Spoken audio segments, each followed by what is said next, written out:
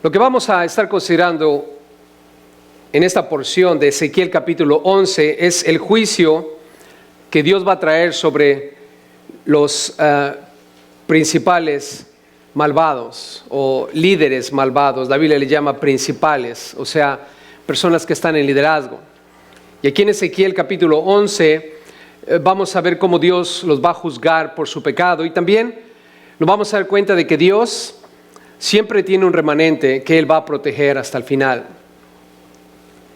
El pueblo de Israel es el pueblo que Dios escogió para mostrarle al mundo qué clase de Dios Él es. Y nuestro Dios es un Dios bueno, es un Dios de amor, es un Dios de gracia, pero también es un Dios santo, es un Dios que busca la santidad de su pueblo.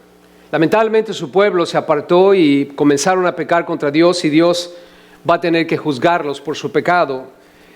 Dios es santo, pero también Dios es justo. Y veamos por favor aquí lo que Ezequiel tiene que decirnos en cuestión de lo que Dios va a traer sobre ellos. Estos 25 hombres que de alguna manera Ezequiel en una visión vio, y Dios le profetizó que van a ser juzgados. En el versículo 1 dice: y el Espíritu me elevó y me llevó por la puerta oriental de la casa de Jehová. Noten cómo es que el Espíritu de Dios lo eleva. De alguna manera Él es transportado a la puerta oriental de la casa de Jehová. ¿Qué puerta es, hermanos? La puerta oriental, la del este. Y dice: la cual mira hacia el oriente. Y aquí a la entrada de la puerta 25 hombres, entre los cuales vi a Hazanías, hijo de Azur, y a Pelatías, hijo de Benaya. Escuchen esto, eran principales del pueblo, eran líderes. En el capítulo anterior nos dimos cuenta cómo es que la gloria de Jehová sale del templo por la puerta oriental, por la parte este. Y nos dimos cuenta que en realidad cuando hablamos de la gloria de Dios, es Jesús mismo, el Mesías. El Mesías es, en este caso, la gloria que está partiendo del lugar. Y hablábamos acerca de la importancia de mantener a Jesús como el centro de nuestra vida, el centro de nuestra reunión, el centro de todo lo que hacemos y por quien vivimos. Y aquí Ezequiel está en la puerta oriental, en la parte este del templo. Y recordamos que en Zacarías, hermanos, versículo 4 del capítulo 14, Zacarías 14:4 dice que los pies de Jesús se van a firmar cuando Él regrese sobre el monte de los olivos. Y el monte de los olivos está en la parte este del templo. Si tú estuvieras parado enfrente de la puerta oriental que da hacia el este, detrás de ti estaría el monte de los olivos. Y el templo, para entrar, lo hacías por el norte o por el sur. Y Jesús parte del templo por la parte este, en dirección hacia el monte de los olivos. Y Jesús va a regresar al templo por el monte de los olivos, entrando por la puerta del este, la puerta oriental, una vez más en el futuro. Literalmente tú puedes viajar hoy a Israel y estar enfrente de donde se encontraba el templo, y tú puedes mirar desde el monte de los olivos donde se encontraba el templo por la parte este, la parte oriental. Y dice la Biblia que ahí había 25 hombres. Nota lo que Dios le dice a Ezequiel, versículo 2: y me dijo: hijo de hombre, estos son los hombres. Y mira qué clase de hombres son. Era un liderazgo impío. Hombres que maquinan perversidad. ¿Qué están maquinando, hermanos? Perversidad. En otras palabras, es gente que está conspirando. Jesús tuvo que enfrentarse a muchos conspiradores cuando Él estuvo aquí en la tierra. ¿Saben que en nuestros días hay personas que están conspirando contra los cristianos? Hay personas que están maquinando perversidad contra las cosas de Dios. Y necesitamos entender, hermanos, que hay una lucha en este mundo Y esa lucha es contra Dios. Estos hombres, 25 de ellos, están allí en la puerta oriental maquinando perversidades. Y ustedes se van a dar cuenta en nuestro mundo hoy que hay gente maquinando perversidades. Gente que está pensando siempre en el mal. Y vean en la parte siguiente del versículo 2. Y dan en esta ciudad mal consejo. ¿Qué están haciendo? Dando mal consejo. Y el versículo 3 nos va a decir qué clase de consejo era este. Pero vean a este grupo de líderes. Es el gobierno del pueblo de Israel. Hombres perversos que dan malos consejos. Y a raíz de eso, hermanos, la ciudad de Jerusalén fue juzgada. ¿Qué significa esto para nosotros? Nosotros vivimos en esta ciudad. Y esta ciudad tiene un gobierno. Y si ese gobierno que nosotros tenemos es un gobierno que maquina perversidades y da malos consejos, eventualmente nuestra ciudad va a ser juzgada. Va a ser juzgada por Dios. Pregunta, ¿quiénes son los que ponen a las personas en el gobierno? Nosotros, a través de nuestros votos. ¿Qué significa eso? Que tú y yo tenemos que ser conscientes de cómo votamos. Nosotros no debemos votar por un partido o el otro, sino por los mejores candidatos que estén alejados de perversidades y malos consejos. Cuando hablamos del Estado, este Estado tiene un gobierno y es la misma idea. Y si hablamos de la nación, es lo mismo. Esta nación tiene un gobierno. Si el gobierno del Estado es impío, esto es que están maquinando perversidades y dan malos consejos, nuestro Estado va a ser juzgado por Dios. Y aplica lo mismo para la nación. Por lo tanto, hermanos, mantengamos eso en perspectiva cuando tengamos que elegir nuestros gobernadores. Ahora, podemos llevarlo microscópicamente a nuestro hogar.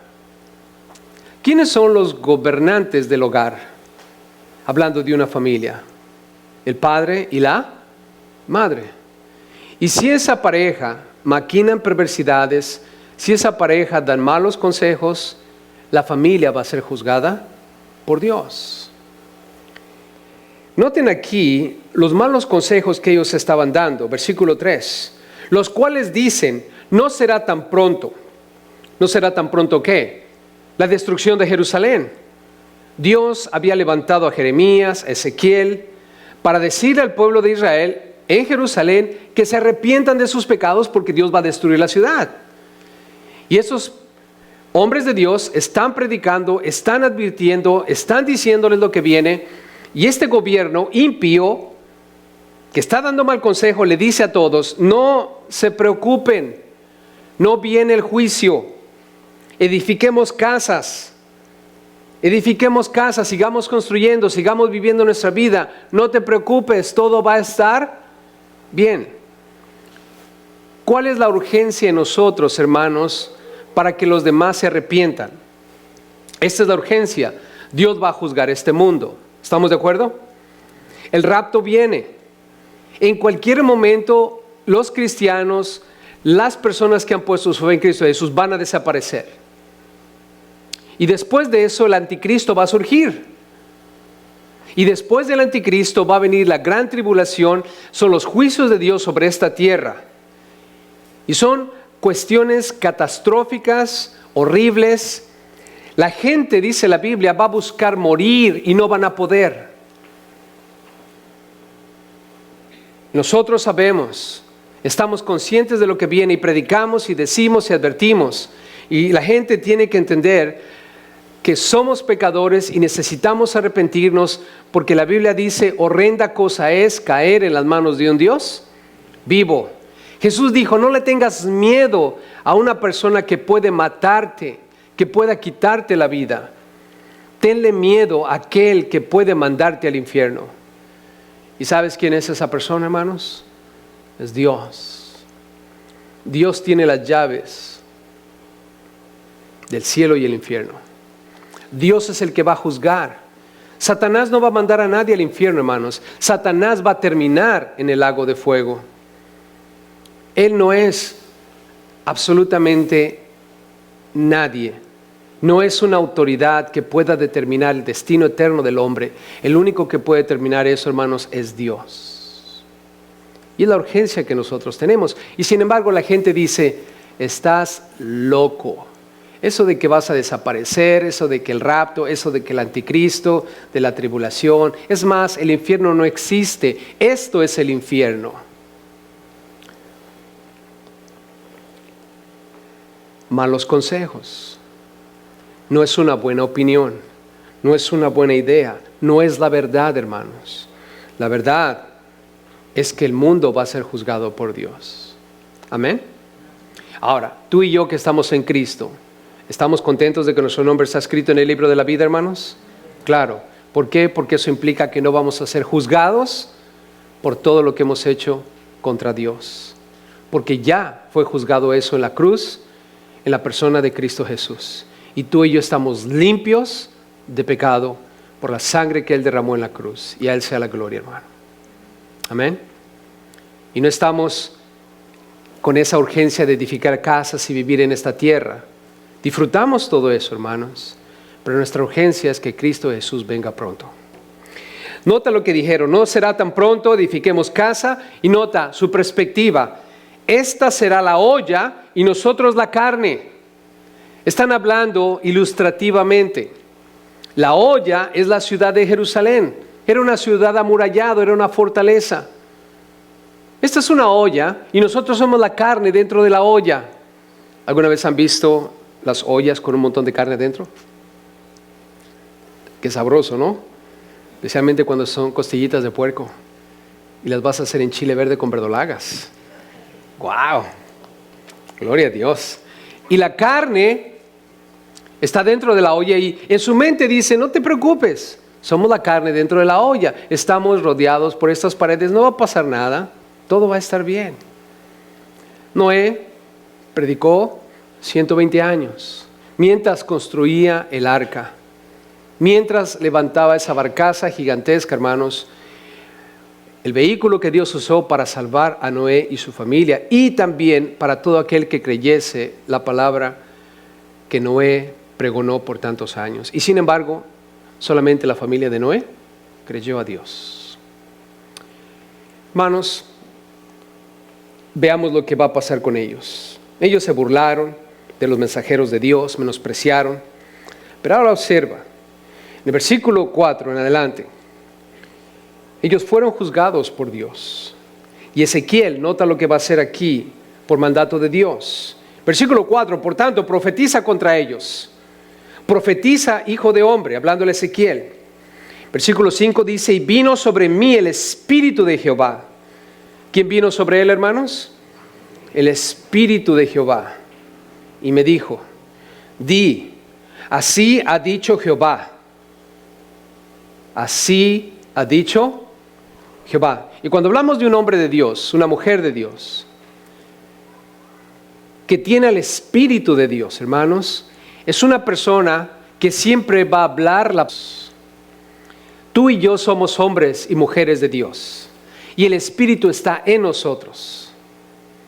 En este caso, Ezequiel no estaba viviendo bajo la promesa del Padre que Jesús le dijo a sus discípulos. Él está durante la época del Antiguo Testamento y ellos, por mandato divino,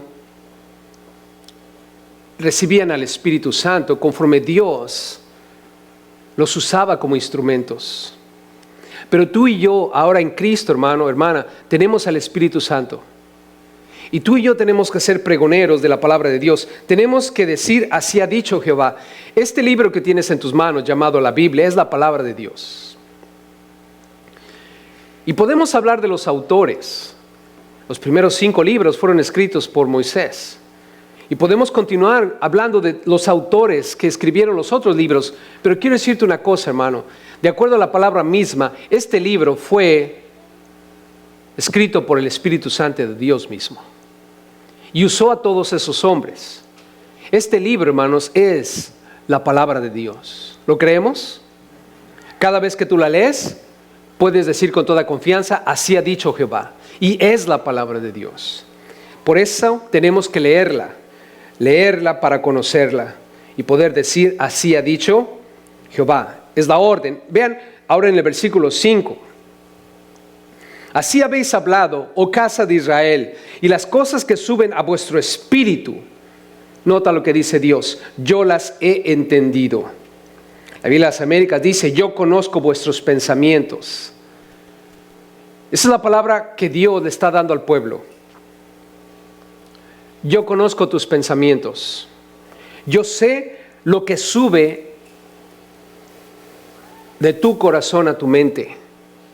Yo sé lo que estás pensando. Y hermanos, ¿habrá algo oculto delante de Dios? ¿Habrá algo oculto? Salmo 139, escuchen esto. Es un salmo glorioso, hermanos, que habla del conocimiento que Dios tiene de ti y de mí. Yo no sé qué tú estás pensando en este momento. A lo mejor son cosas buenas, a lo mejor son cosas malas, o a lo mejor son cosas inciertas o cosas ciertas. Pero estás pensando algo. Y muchas veces esos pensamientos se convierten en mensajes. El problema es que a veces si nuestros pensamientos no son positivos, siempre van a manifestar un mensaje negativo. ¿Y sabes que Dios nos va a juzgar por todas las cosas que digamos? Jesús lo dijo. Jesús dijo, de toda palabra ociosa que hablen los hombres, de ella darán cuenta en el día de juicio. Sí, lo que tú dices va a ser juzgado por Dios. Por lo tanto, familia, cuidemos nuestra lengua. No hables solo por hablar. No digas cosas insensatas. No hablemos tonterías, hermanos. Porque Dios va a juzgar cada cosa que digamos. ¿Lo creemos, hermanos? Jesús lo dijo. Jesús dijo que no debemos matar a nadie. ¿Y sabes que con nuestras palabras podemos matar a muchas personas? Somos culpables de homicidio cuando hablamos sandeces contra la gente. Cuando juzgamos sin pensar. Y tenemos que entenderlo, hermanos, porque Dios le está diciendo a ellos, ustedes no necesitan hablar. Yo sé lo que ustedes están pensando. En el Salmo 139, escucha lo que Dios dijo por medio de David. Oh Jehová, hablando David, oh Jehová, tú me has examinado y conocido. Dios te examina, Dios me examina y nos conoce a la perfección. No podemos engañar a Dios, hermano. Yo te puedo engañar a ti y puedo hacerlo muy bien. Pero al que no puede engañar es a Dios. Dios sabe si yo soy un cristiano verdadero o no. Yo te puedo engañar a ti, pero no puedo engañar a Dios. Versículo 2 en el 139 dice, tú has conocido mi sentarme y mi levantarme. Has entendido desde lejos mis pensamientos. Has escudriñado mi andar y mi reposo, y todos mis caminos te son conocidos. Pues aún no está la palabra en mi lengua. Nota lo que dice David, aún no está la palabra en mi lengua, y he aquí Jehová, tú la sabes toda. Pregunta, ¿Dios sabe lo que tú vas a conversar cuando estemos tomando café juntos? ¿Ahorita en este momento? ¿Sí o no? Sí. Yo no sé qué voy a estar conversando contigo en unos minutos más cuando estemos tomando café juntos. Yo no sé qué es lo que voy a estar pensando de ti cuando estemos comiendo juntos. Pero ¿sabes que Dios ya sabe lo que yo voy a estar pensando de ti o lo que voy a decir cuando esté contigo? Aún antes de que yo procese todas estas cosas. Es la omnisciencia de Dios, hermanos. Pregunta, ¿debería causarnos temor tal concepto, familia? ¿Debería causarnos temor? Claro, mucho temor. ¿Por qué? Porque Jesús dijo, de toda palabra ociosa que hablen los hombres, de ella darán cuenta en el día de juicio, Mateo 12:36. Está escrito, Mateo 12:36, vamos a dar cuentas de todo lo que digamos. Por lo tanto, como dicen por ahí, calladito te ves más bonito. No hables por hablar. No hables sin pensar.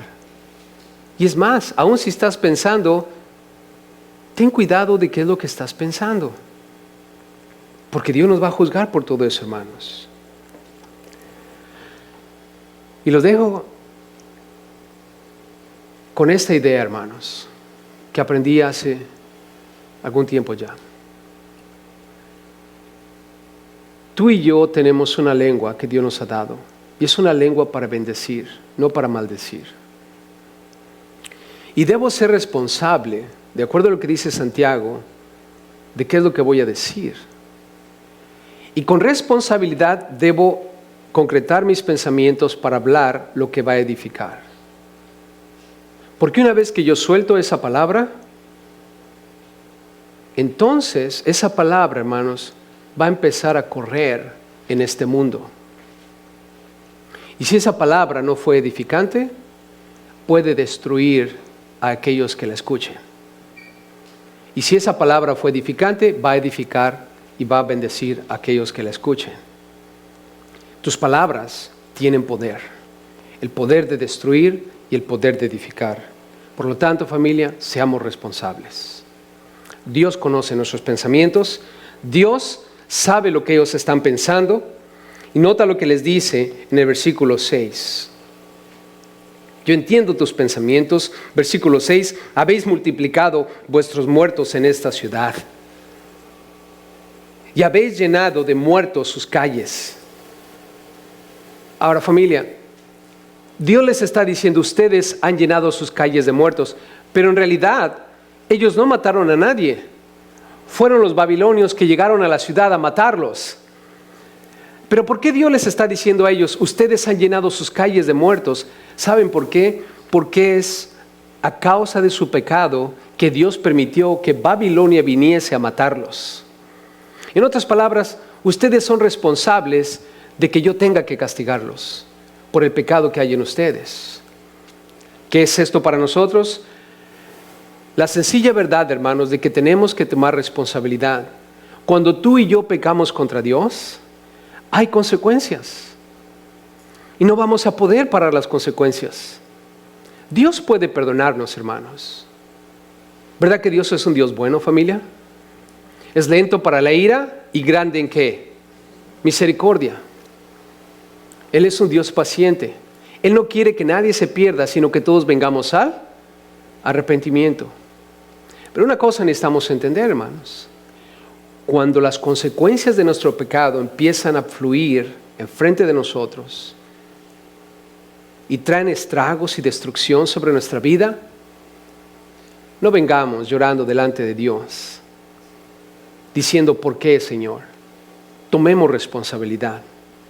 Nosotros mismos somos la causa de lo que está pasando enfrente de nosotros, a raíz de que hemos pecado contra Dios. Amén, hermanos. Seamos responsables. No le echemos la culpa a nadie. Muchos de nosotros, si recordamos, en el pasado quizás, o a lo mejor todavía en el presente, decimos, me hiciste enojar. Discúlpame, no me pude contener, pero me hiciste enojar. Pregunta, ¿alguien te puede hacer enojar o tú decidiste enojarte? Nosotros decidimos enojarnos. Nadie me puede hacer enojar a menos que yo decida enojarme. La Biblia dice, airaos, pero no pequéis. Tengo que tomar responsabilidad. Y Dios les dice, ustedes han multiplicado vuestros muertos en esta ciudad y habéis llenado de muertos sus calles. Versículo 7, por tanto, esa es la palabra del Señor. Así ha dicho Jehová el Señor, vuestros muertos que habéis puesto en medio de ella, ellos son la carne. Escucha esto. ¿Se acuerdan que dijeron, hey, la ciudad es una olla, es la carne, somos nosotros dentro de la ciudad? ¿Vamos a estar bien? Escucha lo que Dios les dice. Ellos son la carne y ella, la ciudad, es la olla. Nota, mas yo, dice Dios, os sacaré a vosotros del medio de ¿dónde? De ella. Oh, los líderes dijeron, no se preocupen, estamos dentro de la ciudad, vamos a estar protegidos, la carne está dentro de la olla. ¿Y qué dice Dios? Yo voy a sacar la carne de la olla. Hermanos, ¿podremos contra Dios? Oh, estoy en los Estados Unidos, todo va a estar bien. todo va a estar bien, estamos en el mejor país del mundo. Hermanos, este es el mejor país del mundo después de Israel, en mi opinión. ¿Verdad que es uno de los mejores países, hermanos? Es uno de los mejores países. Tenemos una gloriosa economía, un glorioso lugar para crecer y tener oportunidades.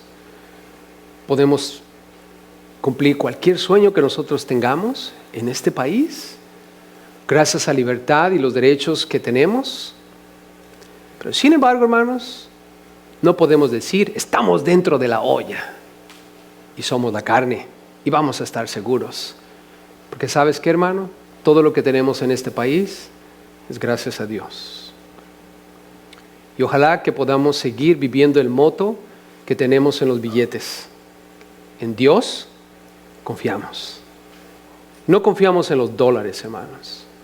Confiamos en ¿quién? En Dios. Él es nuestro proveedor. Pero si Dios quiere, hermanos, este país puede llegar a ser el peor país en el mundo. Si Dios quiere. Ojalá que no quiera, ¿verdad, hermanos? Ojalá que no. Pero, en base a lo que estamos leyendo, depende de nosotros. Si nosotros nos mantenemos fieles a Dios, Él nos va a mantener prósperos y protegidos. Pero si nosotros nos rebelamos contra Dios, Dios va a quitar su mano de nosotros y entonces vamos a hacer la carne fuera de la olla. Versículo 8. Espada habéis temido, dice Dios, y espada traeré sobre vosotros. ¿Quién trajo la espada sobre ellos, hermanos? Dios. El pueblo de Babilonia, hermanos, era un pueblo poderoso. El rey Nabucodonosor era inteligente, era un hombre de guerra, era un hombre de estrategia. Pero Dios permitió, hermanos, que él pudiera conquistar Jerusalén. Si Dios no hubiera querido, él nunca hubiera tocado Jerusalén o a Israel. Porque recuerden, Israel es la niña de los ojos de Dios y nadie puede tocarlo. Pero en este caso Dios quitó su protección para juzgarlos. Él trajo la espada, dice Jehová el Señor. Versículo 9, yo sacaré de en medio de ella, de la ciudad, y os entregaré en manos de extraños, los voy a desterrar. Y haré juicio entre vosotros, a espada caeréis, en los límites de Israel os juzgaré. Y muchos de ellos, cuando huyeron, hermanos, fueron muertos en la frontera del territorio israelí. Y sabréis que yo soy, ¿qué? Jehová. Hermanos, una de las principales razones por las cuales Dios juzga a este mundo y va a juzgar a este mundo es para que sepamos que Dios es Dios. Amén. ¿Alguna vez han escuchado cuando hay un desastre natural o fue un acto de Dios? ¿Alguna vez han escuchado eso, hermanos? En ciertas aseguranzas o seguros contra actos de Dios no te garantiza nada. Ahí sí hay actos de Dios, ¿verdad? Bueno, hermanos, yo creo que muchas de las cosas que pasan en este mundo, que nosotros llamamos actos de Dios, en verdad son actos de Dios. Dios juzga, hermanos. Trae terremotos, trae huracanes, trae temblores y trae muchas cosas que destruyen y matan a mucha gente, hermanos. Lo hizo con Israel, lo va a hacer con nosotros también, hermanos. Versículo 11. Noten aquí cómo Dios les va a mostrar la raíz del problema, el por qué están siendo juzgados. La ciudad no será por olla. No sigan confiando en la ciudad. Ya no va a ser la protección. Ni vosotros seréis en medio de ella, la carne. En los límites de Israel os juzgaré. Y sabréis que yo soy Jehová. Ustedes se van a dar cuenta quién soy yo. Han sido rebeldes.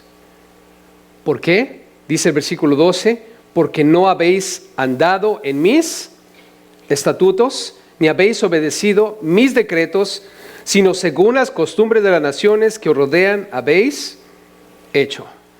¿Qué es lo que han hecho ellos, familia? Se han rebelado contra Dios. No están guardando la palabra, no están obedeciendo a Dios. ¿Por qué el mundo va a ser juzgado? Porque se apartan de Dios y siguen las costumbres de las naciones que nos rodean.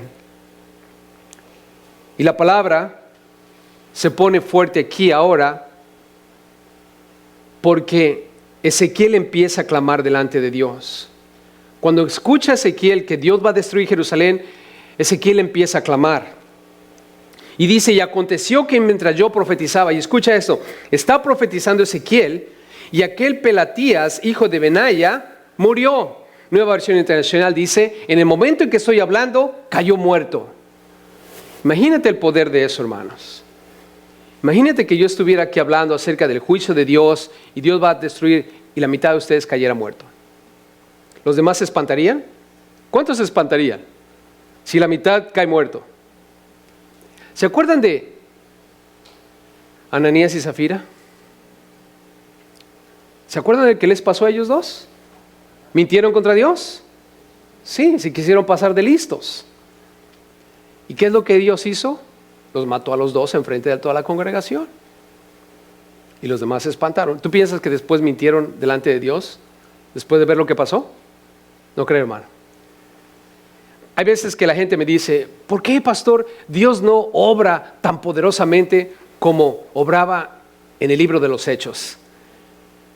Y yo digo, mira, no te puedo responder esa pregunta, pero lo que sí te puedo decir es de que qué bueno que no lo está haciendo de esa manera. ¿Cuántos de nosotros caeríamos muertos en la iglesia? Imagínense cuando estamos cantando ese canto que dice, yo me entrego a ti y todo lo que soy es tuyo. O que seas mi universo y eres la luz en mi ventana y todas las mañanas. Y ¿cuántos caeríamos muertos bien rápido? No, de veras. ¿Es verdad lo que cantamos a veces, hermanos? No. ¿Cuántos de ustedes alguna vez han estado ahí cantando algo y dices, no hago ni la mitad de lo que estoy diciendo ahorita?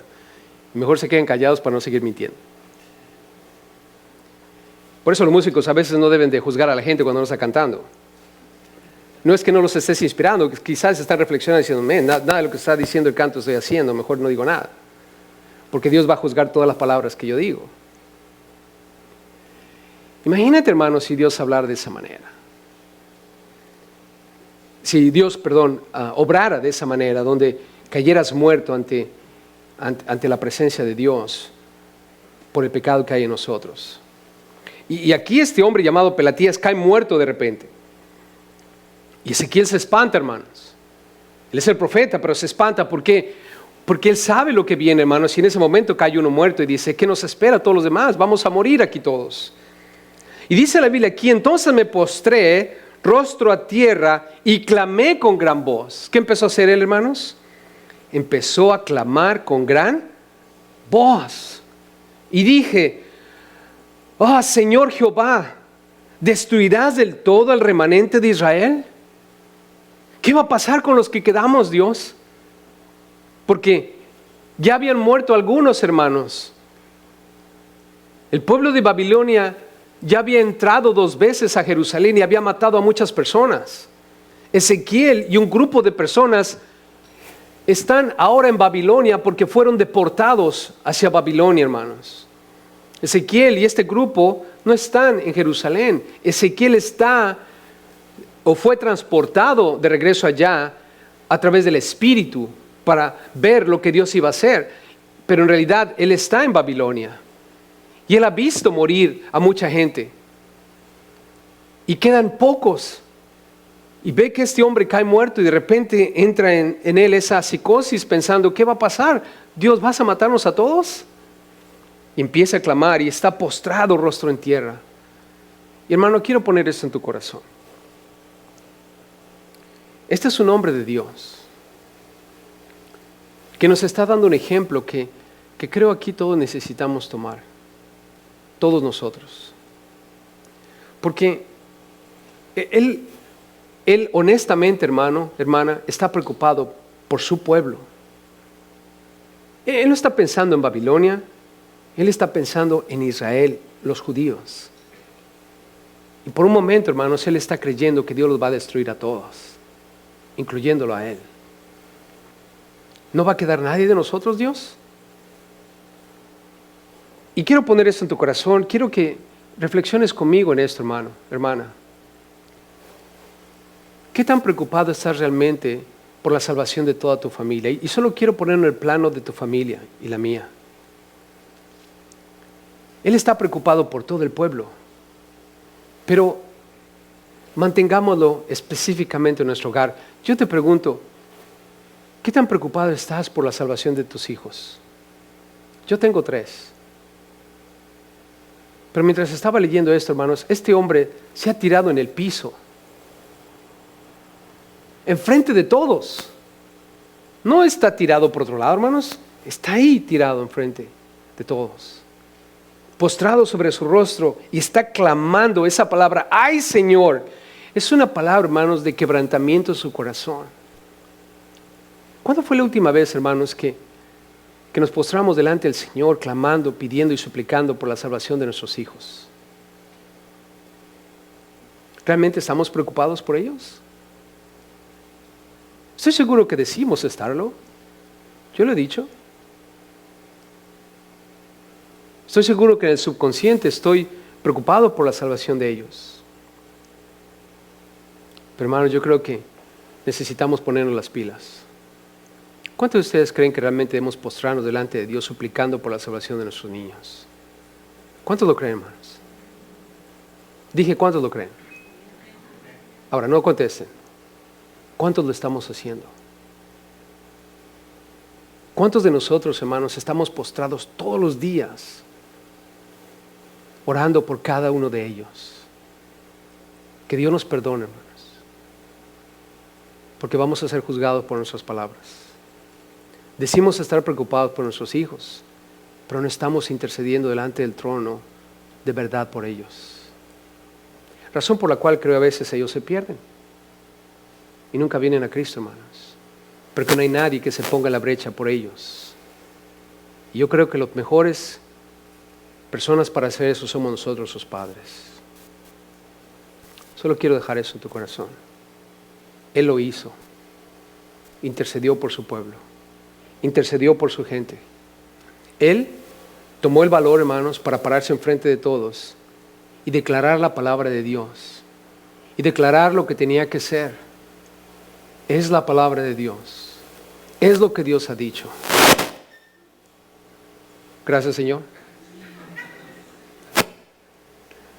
No es el Señor cable que está roto.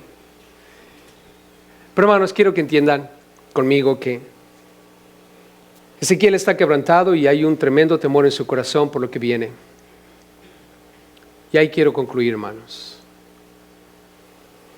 En los versículos que siguen nos vamos a dar cuenta de la increíble misericordia de Dios y el gran amor que Dios tiene, hermanos, por su pueblo. Y una cosa más, la fidelidad que Dios tiene en sus promesas. Dios prometió que siempre iba a haber un remanente, hermanos. Y Dios es fiel. Amén. Así es que en la próxima sección que vamos a estudiar juntos, nos vamos a dar cuenta de esa verdad. Sí, Dios juzga, hermanos, pero Dios es fiel con lo que Él ha dicho. Y Él cumple sus promesas, hermano. Así es que, familia, estamos en buenas manos. Y solo quiero recordarles que estos 25 hombres van a ser juzgados por Dios porque fueron los líderes impíos, maquinando perversidades, dando malos consejos. Ellos mismos son la causa de que ahora la destrucción haya venido sobre ellos. Dios conoce los pensamientos de cada uno de nosotros, conoce nuestras palabras y vamos a ser juzgados por todas esas cosas, hermanos. Así es que tomemos responsabilidad y vivamos nuestra vida apartado de cualquier cosa que pueda traer juicio sobre nuestras vidas. Dios siempre extiende su mano, familia, para cuidarnos y protegernos y perdonarnos si venimos a Él arrepentidos. Recuerden, Él siempre es un Dios que da oportunidad para el arrepentimiento. Cuando ya no hay más opción, entonces viene el juicio. Pero siempre Él es fiel en su promesa de darnos misericordia y perdón si venimos a Él arrepentidos. Padre bueno, gracias por tu palabra.